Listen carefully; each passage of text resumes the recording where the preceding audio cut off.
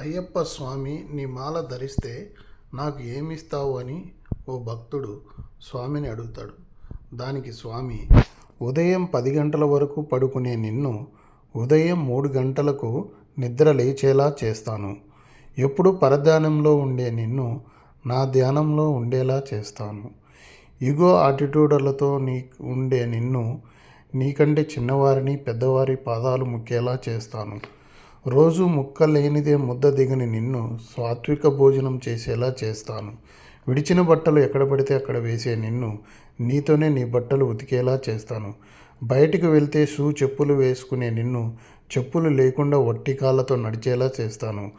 ఆరోగ్యానికి హాని చేసే చెడు వ్యసనాలతో ఉండే నిన్ను ఏ చెడు వ్యసనాలు మీద ధ్యాస లేకుండా చేస్తాను.